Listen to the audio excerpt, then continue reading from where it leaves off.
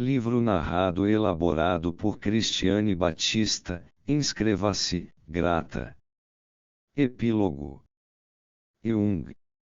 O desfecho melancólico das fantasias de Miss Miller decorre do fato de terminarem no momento decisivo em que ainda se pode reconhecer vagamente o perigo iminente de um domínio do inconsciente.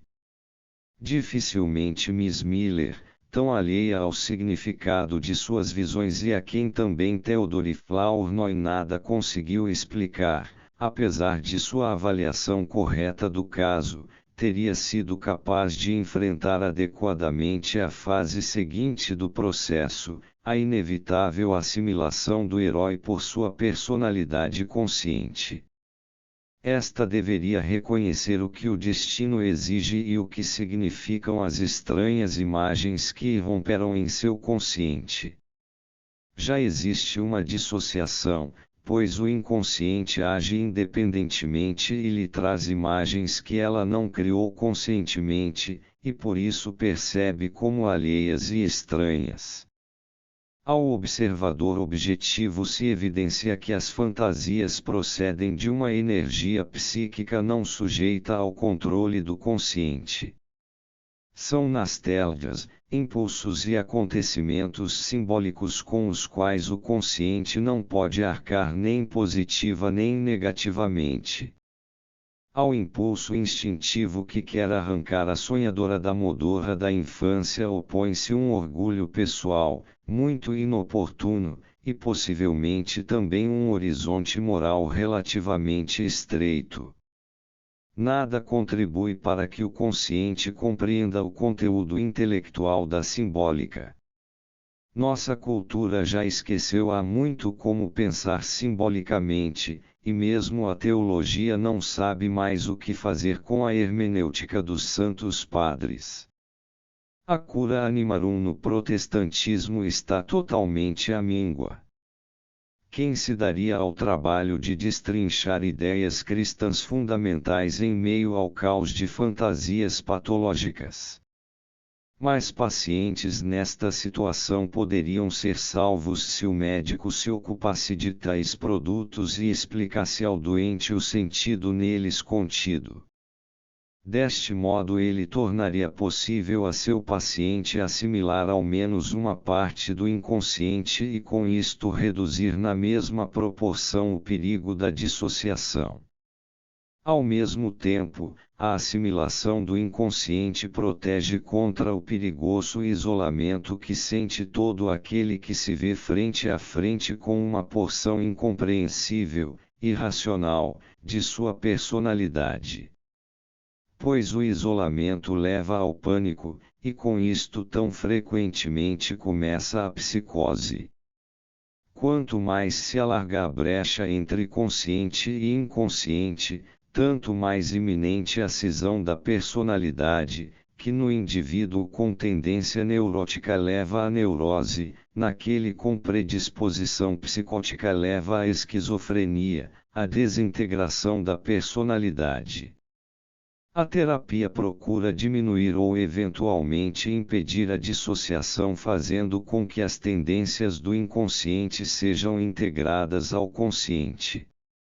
Normalmente os impulsos do inconsciente são realizados inconscientemente ou, como se diz, instintivamente, quando o respectivo conteúdo espiritual não é levado em consideração, mas mesmo assim se insinua inconscientemente na vida intelectual consciente, e aliás sob muitos disfarces. Isto pode ocorrer sem dificuldades se no consciente existirem ideias de natureza simbólica, habentibus symbolum facilis est transitus, para aqueles que têm o símbolo, a travessia é fácil, como se diz na alquimia. Mas se já existe uma certa dissociação, talvez datando da juventude, então todo o avanço do inconsciente aumenta a distância entre consciente e inconsciente. Em geral é necessário o auxílio profissional para sustar uma tal cisão. Se eu tivesse assumido o tratamento de Miss Miller, eu lhe teria revelado muito do que está escrito neste livro visando formar o seu consciente de tal forma que pudesse compreender os conteúdos do inconsciente coletivo. As relações arquetípicas dos produtos do inconsciente só podem ser compreendidas com o auxílio das representations collectives, Levi-Brula, que já nos primitivos são de importância psicoterapêutica. De modo algum basta para isto uma psicologia de orientação exclusivamente pessoal. Portanto, quem quiser tratar de tais dissociações obrigatoriamente deve saber alguma coisa sobre a anatomia e história da evolução da mente que ele pretende curar.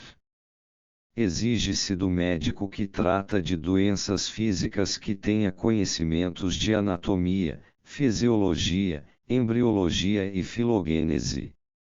Dissociações neuróticas até certo ponto podem ser curadas com uma psicologia puramente individual, não porém o problema da transferência, que ocorre na maioria dos casos e sempre tem conteúdos coletivos. O caso de Miss Miller é um exemplo clássico das manifestações do inconsciente que precedem um grave distúrbio psíquico. Sua presença, contudo, não diz que um tal distúrbio necessariamente vá ocorrer. Como já foi dito, isto depende, entre outros, da atitude mais ou menos positiva ou negativa do consciente. O caso me veio oportunamente porque nada tive a ver com ele e por isso pude refutar a objeção tão frequente de ter influenciado a paciente. Se o caso tivesse sido tratado desde as primeiras criações espontâneas da fantasia, o episódio de Xantopel teria assumido um caráter totalmente diferente e o desfecho, assim esperamos, teria sido menos doloroso. Com estas observações chegamos ao fim de nosso programa. Nosso objetivo foi estudar um sistema individual de fantasias quanto às relações com suas fontes, e nos deparamos com problemas cujas proporções são tão imensas que nossa tentativa de compreendê-los em toda a sua amplitude necessariamente não pode passar de uma orientação superficial. Não posso aceitar a posição de rejeitar certas hipóteses de trabalho porque possivelmente não são eternamente válidas ou porque contêm alguma forma de erro. Por certo, procurei o mais possível evitar erros, que em tais terrenos escorregadios podem tornar-se especialmente funestos, estando para isto perfeitamente ciente dos perigos de um tal estudo. Nós médicos não estamos em situação igual à de pesquisadores em outras áreas. Nós não podemos escolher uma tarefa ou delimitar uma área de estudo, pois o doente a ser tratado nos confronta muitas vezes com problemas imprevisíveis e exige de nós o cumprimento de uma tarefa terapêutica para a qual dificilmente nos sentimos capacitados. O maior estímulo para um incessante trabalho de pesquisa me veio da terapia e consistiu na pergunta pungente: como você pode tratar de alguma coisa que você não entende? Sonhos, visões, fantasias e manias são expressões de situações. Se eu não compreendo os sonhos, não compreendo a situação do paciente, de que serve então o meu tratamento?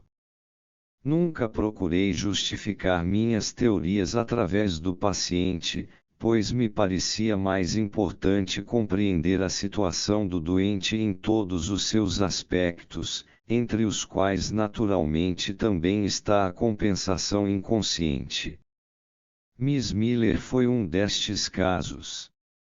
Tentei compreender sua situação da melhor forma possível, e apresentei neste estudo os resultados de meus esforços como um exemplo para o tipo e a extensão da problemática que o médico que quer exercer a psicoterapia deve conhecer. Ele precisa de uma ciência da alma, não de uma teoria sobre ela. Considero o exercício da ciência não como uma disputa sobre quem está com a razão, mas como um trabalho que visa aumentar e aprofundar o reconhecimento. Aqueles que assim pensam sobre ciência destinar-se este trabalho. Figura 123 Gema antiga.